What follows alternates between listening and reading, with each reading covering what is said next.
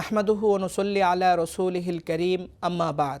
সুপ্রিয় দর্শক শ্রোতা, মহিমান্বিত মাস রমজান উপলক্ষে সময়ের মাসব্যাপী আয়োজন ইসলাম ও রমজানে আপনাদের স্বাগত জানাচ্ছি। আমি জাকারিয়া হারুন। আজ আলোচনা করব নবীজি যেভাবে রমজান কাটাতেন। রমজান ইবাদতের বসন্তকাল।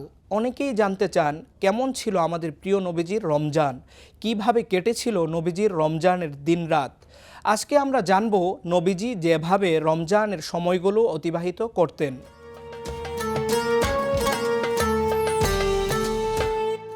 নবীজি সাল্লাল্লাহু আলাইহি ওয়াসাল্লাম সেহরিতে খেজুর পছন্দ করতেন। আবু হুরায়রা রাদিয়াল্লাহু তাআলা আনহু থেকে বর্ণিত হাদিসে আছে, উত্তম সেহরি খেজুর এবং উত্তম তরকারি সিরকা। মহান আল্লাহ সেহরি গ্রহণকারীদের প্রতি দয়া করুন।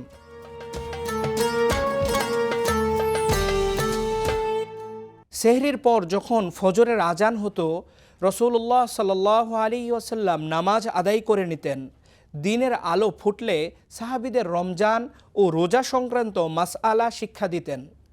হযরত লাকিদ বিন সাবিরা রাদিয়াল্লাহু তাআলা আনহু থেকে বর্ণিত হাদিসে আছে, নবীজি সাল্লাল্লাহু আলাইহি ওয়াসাল্লাম বলেন, তোমরা ভালোভাবে নাকে পানি পৌঁছাও, তবে রোজা অবস্থায় নয়।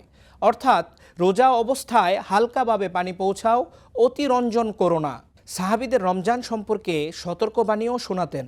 যেমন আবু হুরায়রা রাদিয়াল্লাহু তাআলা আনহু থেকে বর্ণিত হাদিসে আছে, তিনি বলেন, রাসূল সাল্লাল্লাহু আলাইহি ওয়াসাল্লাম বলেছেন, ওই ব্যক্তি ধুলোয় দূষরিত হোক যার কাছে আমার নাম উল্লেখিত হলো কিন্তু সে আমার ওপর দুরূদ পাঠ করেনি।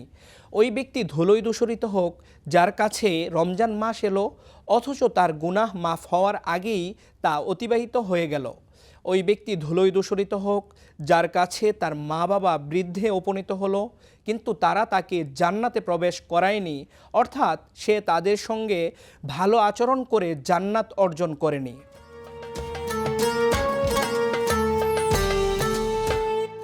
খেজুর দিয়ে ইফতার শুরু করা রাসূল সাল্লাল্লাহু আলাইহি ওয়াসাল্লামের অভ্যাস ছিল। আনাস বিন মালিক রাদিয়াল্লাহু তাআলা আনহু থেকে বর্ণিত হাদিসে আছে, তিনি বলেন, নবীজি নামাজের আগে কয়েকটি কাঁচা খেজুর খেয়ে ইফতার করতেন। যদি কাঁচা খেজুর না থাকতো তাহলে শুকনো খেজুর দিয়ে, যদি শুকনো খেজুরও না থাকতো তাহলে কয়েক ঢোক পানি দিয়ে ইফতার করতেন। সময় হলে দ্রুত ইফতার করা নবীজি সাল্লাল্লাহু আলাইহি ওয়াসাল্লামের সুন্নত। সাহাল ইবনে সাদ রাদিয়াল্লাহু তাআলা আনহু থেকে বর্ণিত, রাসূল সাল্লাল্লাহু আলাইহি ওয়াসাল্লাম বলেন, যতদিন মানুষ দ্রুত ইফতার করবে ততদিন তারা কল্যাণের মধ্যে থাকবে।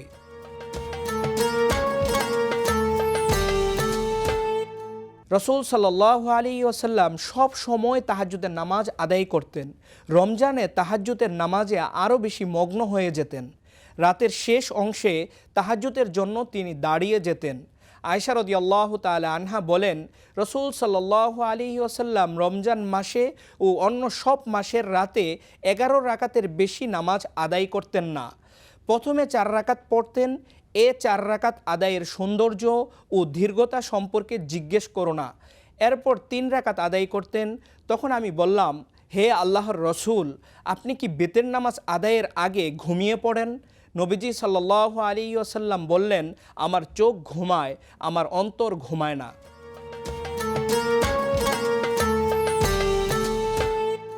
মহান আল্লাহ রমজানের দিনের রোজাকে ফরজ করেছেন, আর তার হাবিব সাল্লাল্লাহু আলাইহি ওয়াসাল্লাম কিয়ামে রমজানের ঘোষণার মাধ্যমে তারাবির মতো মূল্যবান হাদিয়া দান করেছেন। তারাবিতে কালামুল্লাহর সঙ্গে বান্দার বিশেষ সম্পর্ক স্থাপিত হয় ও বান্দার গুনাহ মাফ হয়। নবীজি সাল্লাল্লাহু আলাইহি ওয়াসাল্লাম বলেন, যে ব্যক্তি ঈমান ও আল্লাহর প্রতি বিশ্বাস ও সওয়াবের প্রত্যাশা নিয়ে কিয়ামে রমজান আদায় করবে তার বিগত গুনাহগুলো ক্ষমা করে দেওয়া হবে।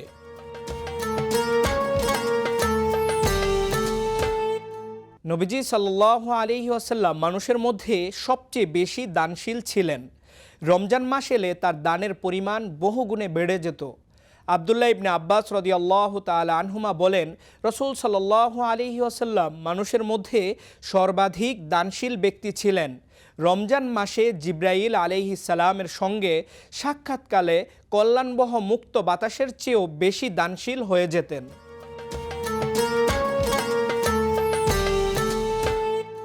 রাসূল সাল্লাল্লাহু আলাইহি ওয়াসাল্লাম সব সময়ই কোরআন তেলাওয়াত করতেন। আর রমজান এলে তিনি তেলাওয়াত আরও বাড়িয়ে দিতেন।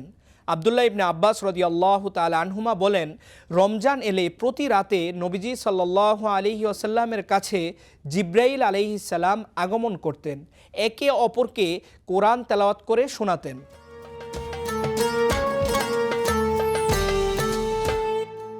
এতেকাফ তাকওয়া অর্জনের বড় মাধ্যম। নির্জনতায় প্রভুকে স্মরণ করার শ্রেষ্ঠ উপায়, প্রভুর দরবারে নিজেকে মেলে ধরার অবারিত সুযোগ।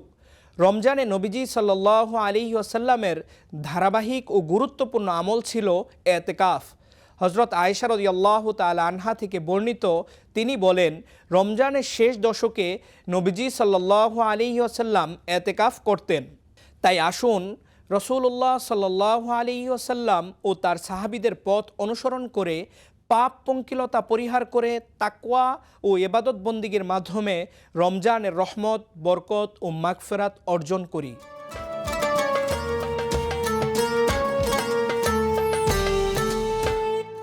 সুপ্রিয় দর্শক শ্রোতা, রমজানের রোজা সঠিকভাবে পালনের জন্য রমজান সম্পর্কিত গুরুত্বপূর্ণ মাসালা জানা জরুরি।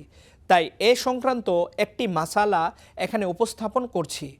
একজন জানতে চেয়েছেন, সেহরি না খেলে কি রোজা হবে? সেহরি অত্যন্ত বরকতময় খাবার। সেহরি খাওয়া সুন্নত। সেহরি না খেয়ে রোজা রাখা জায়েজ, কোনো আপত্তি নেই। তবে সেহরির সময় কিছু খেয়ে নেওয়া বরকতময়।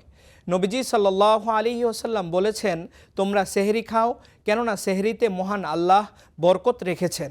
প্রিয় দর্শক শ্রোতা, মাহে রমজান জুড়ে সময়ের নিয়মিত আয়োজন, ইসলাম ও রমজানের সঙ্গে থাকার জন্য সবাইকে ধন্যবাদ। পরবর্তী পর্ব দেখার আমন্ত্রণ জানিয়ে আজকের মতো শেষ করছি। আসসালামু আলাইকুম ওয়া রাহমাতুল্লাহি ওয়া বারাকাতুহু।